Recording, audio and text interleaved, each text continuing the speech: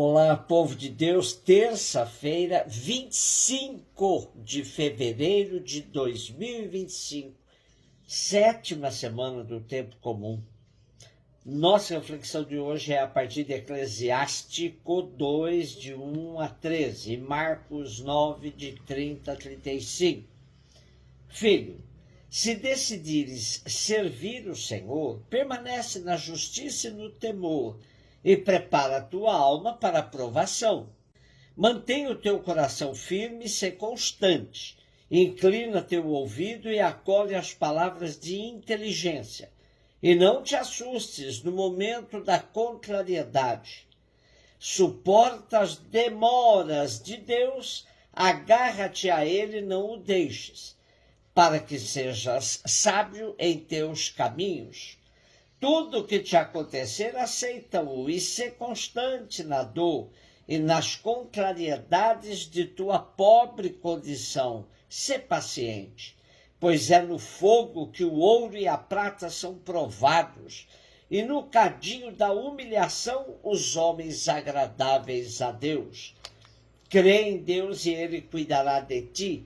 Endireita os teus caminhos e espera nele. Conserva o seu temor e nele envelhecerás. Vós que temeis o Senhor, contai com a sua misericórdia, e não vos desvieis para não cair. Vós que temeis o Senhor, confiai nele, e a recompensa não vos faltará. Vós que temeis o Senhor, esperai coisas boas, alegria duradoura e misericórdia. Vós que temeis o Senhor, amai-o, e vossos corações ficarão iluminados. Considerai, filhos, as gerações passadas e vede. Quem confiou no Senhor e ficou desiludido? Quem permaneceu nos seus mandamentos e foi abandonado? Quem o invocou e foi por ele desprezado? Pois o Senhor é compassivo e misericordioso, perdoa os pecados no tempo da tribulação e protege a todos os que o procuram com sinceridade.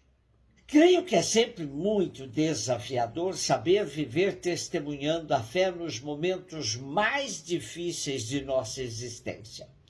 Como manter uma postura serena, de confiança, sem apelar para a questão, é a vontade de Deus. Decididamente essa não é vontade de Deus, que um filho seu sofra e seja tentado.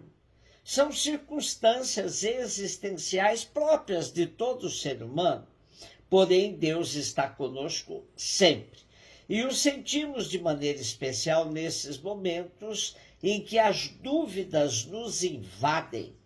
Assim entendemos quando o autor de Eclesiástico nos diz: tudo o que te acontecer, aceita-o, e sê constante na dor e nas contrariedades de tua pobre condição. Essa atitude é tão legítima quanto aquela de Jó e vários profetas, que questionam a Deus no momento do sofrimento e da dor. Isso não é falta de fé, mas experiência profunda de abandono, tão própria de nossa condição existencial. Por outro lado, é claro que faz muito bem a todos experimentar a Deus como um Senhor compassivo e misericordioso, que perdoa os pecados no tempo da tribulação e protege a todos os que o procuram com sinceridade. Porém, muita atenção para não tirarmos a força do texto por um lado e, por outro, cairmos nas leituras fatalistas sobre o sofrimento. Não podemos alimentar a ideologia que o sofrimento e a tentação são obras de Deus na vida da gente. O Deus revelado por Jesus não tem essa pedagogia. O que podemos sim é constatar que quando queremos viver na justiça e no amor de Deus, somos tentados e enfrentamos muitas situações de sofrimento, pois há inúmeras forças contrárias ao projeto do reino. Eclesiástico detecta bem que os que são fiéis ao plano de Deus sofrem perseguições e tentações. Por isso, reforça a necessidade de perseverança em todos os momentos da vida. Confiança e temor são duas atitudes recomendadas a todos que querem ser fiéis a Deus. Confiança, pois ele é sempre fiel aos seus propósitos em relação à humanidade. E temor, não medo, é aquela atitude de reconhecimento da grandeza de Deus e convicção de nossa fragilidade na história. Marcos 9, de 30 a 37. Jesus e seus discípulos atravessavam a Galileia. Ele não queria que ninguém soubesse disso, pois estava ensinando aos seus discípulos. E dizia-lhes: o Filho do Homem vai ser entregue nas mãos dos homens, e eles o matarão, mas 3 dias após sua morte, ele ressuscitará. Os discípulos, porém, não compreendiam estas palavras e tinham medo de perguntar.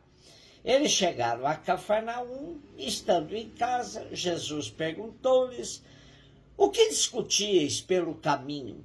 E eles, porém, ficaram calados, pois pelo caminho tinham discutido quem era o maior. Jesus sentou-se, chamou os 12 e lhes disse: se alguém quiser ser o primeiro, que seja o último de todos e aquele que serve a todos.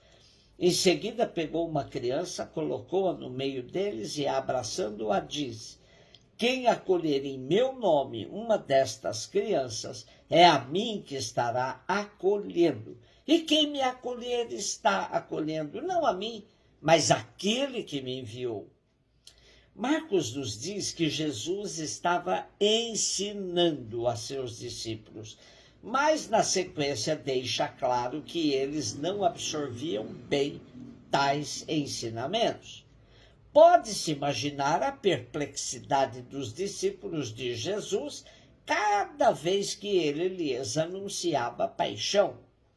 Pensemos, deixamos tudo para seguir uma pessoa que nos fascinou e constantemente essa pessoa nos diz que vai ser assassinada. Isso devia gerar nos discípulos uma profunda insegurança, a tal ponto que o anúncio da ressurreição no 3º dia quase que passava despercebido. Além do que é bom considerar que não era da cultura e religião judaicas a noção de ressurreição. O que os discípulos tinham na mente era um reino que aconteceria a qualquer momento, onde a messianidade de Jesus emergeria com força e ele se assentaria num trono, comandando tudo. O que os discípulos entendiam era que Jesus iria fundar uma comunidade e que eles seriam cofundadores dela. Toda organização humana tem quem a comande, portanto, discutiam sobre quem deles seria o primeiro nela. Jesus continuava a ensinar a seus discípulos sobre os verdadeiros valores do reino. Se alguém quiser ser o primeiro, que seja o último de todos e aquele que serve a todos. Para Jesus, a hierarquia que vale é a do serviço e não a do poder. Creio que até hoje nada entendemos disso, pois até a instituição que deveria dar o exemplo, ao longo da história se perdeu numa luta intestina pelo primeiro lugar. Cansamos de ver a busca pelos lugares de destaque por membros da instituição que sofrem de um câncer terrível que se chama clericalismo. Os que pertencem à hierarquia da instituição católica vivem lutando por lugares mais altos. Clericalismo equivale a carreirismo. É fácil observar que um carreirista na instituição nunca está totalmente satisfeito, sempre almeja cargos mais altos. Dessa forma, provamos que não entendemos quando Jesus nos disse: entre vocês não deverá ser assim, apontando o apego ao poder da parte dos mandatários da nação. A sede de poder é um vírus e somente o Evangelho pode funcionar como antídoto eficaz. São Carlos de Foucault nos inspira a buscar o último lugar, sabendo que nem mesmo podemos lutar por ele, pois ele pertence a Jesus Cristo por excelência. Um beijo no seu coração.